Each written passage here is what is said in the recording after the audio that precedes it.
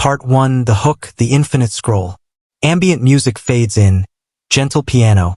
Faint notification sounds echo in the background. We wake up. A rectangle of glass lights up beside the bed. Before our feet touch the floor, our thumb is already moving. Swipe, swipe, swipe. Within seconds, we've entered another world.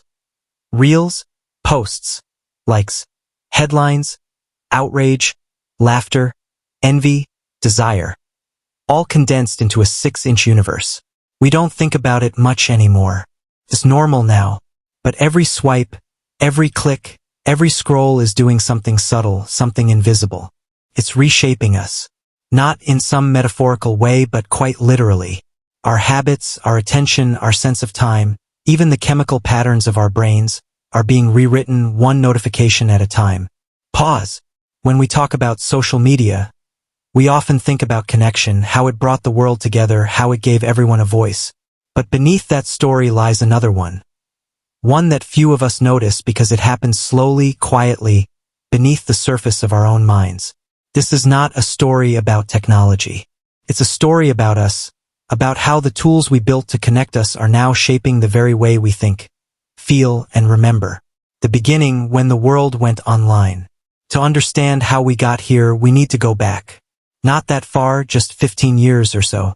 Back to a time when the internet still felt new, when a status update was a novelty and followers weren't a social currency. In 2007, the first iPhone appeared, and with it, the world quietly changed. For the first time in history, we could carry the internet in our pockets. But something more profound happened. Our minds began merging with our machines. The average person now touches their phone over 2,600 times a day. We spend more than 2 hours daily on social platforms, and for many, far more. That's nearly 1/3 of our waking lives absorbed into digital space. A space designed not for our well-being, but for our attention. The architecture of addiction.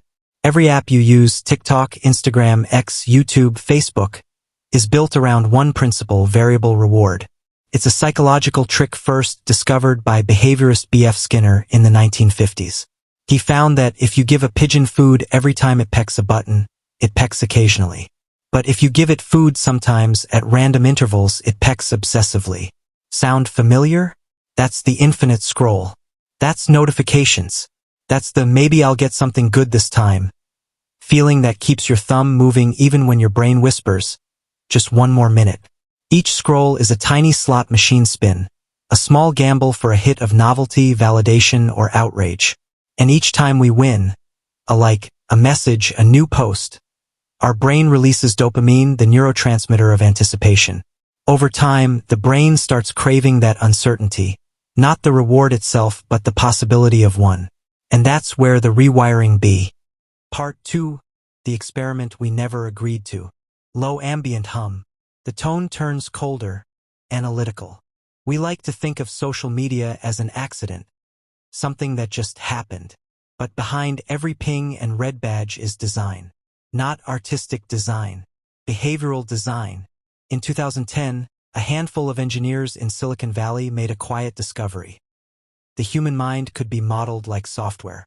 If you feed it certain stimuli, novelty, approval, outrage, you can predict its output. They called this engagement. But in truth, it was something older: persuasion. The lab behind the screen. Most of these ideas came from a building at Stanford University known as the Persuasive Technology Lab. Its founder, B.J. Fogg, asked a simple question: how can computers be designed to change what people think and do?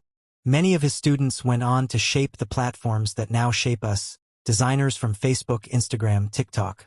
What began as academic curiosity became a billion-dollar blueprint for attention capture. They learned that if you reward a user with unpredictable feedback, a like, a heart, a new follower, you trigger dopamine loops identical to gambling. They learned that color matters. Red grabs the eye fastest. They learned that delay matters. If the reward appears after a short pause, anticipation spikes. And they learned that the greatest motivator isn't joy, it's social comparison. Every feature we now call normal, likes, comments, streaks, follower counts, came from these experiments, not to help us connect, but to keep us coming back. The Great Data Harvest. Each scroll tells the system a little more about you. Pause half a second longer on a photo, and the algorithm notices. Click a headline and it records your emotional temperature. Within weeks, the system knows you better than your friends do. That knowledge is gold. The more accurately a company can predict your next click, the more valuable you become to advertisers. So the platforms learn to feed you not what you need to see, but what keeps you engaged. Truth became less important than retention. Anger, fear, and outrage, the emotions that hold attention the longest, rose to the top of every feed. Over time, the information ecosystem itself began to warp.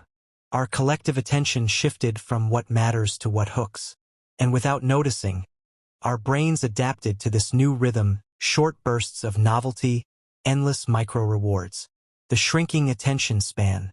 In the 1990s, the average sustained attention span for adults was about 12 minutes. Today, researchers estimate it at around 47 seconds. That's not evolution. That's adaptation. Our neural circuitry, once trained for depth, has been retrained for speed. Reading a book feels harder now because the brain expects dopamine refreshes every few seconds. Silence feels uncomfortable because silence gives no feedback. The prefrontal cortex, the part of the brain responsible for focus. The internet promised freedom of choice. And in one sense, it delivered endless videos, voices, and possibilities. But psychologists warn, unlimited choice does not create satisfaction. It creates paralysis. When the brain faces too many options, the prefrontal cortex overloads. Decision-making slows, satisfaction drops. This is decision fatigue, and social media amplifies it to global scale. Every scroll asks, what should I watch? Who should I be? We pick one thing while fearing we're missing something better. That fear, FOMO, isn't just slang. It's a measurable anxiety response, releasing cortisol, the stress hormone. Our nervous systems were never meant to process 1,000 social cues an hour. The algorithm as architect. Algorithms don't just respond to us. They shape us. Each click trains them, and each recommendation trains us back. It's a feedback loop of behavior modification, an invisible curriculum about what deserves attention. Over time, feeds narrow. We think we're exploring the world, but we're exploring ourselves reflected back.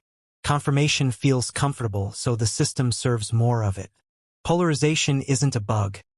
It's a profitable feature. When outrage spreads faster than understanding, our collective empathy erodes.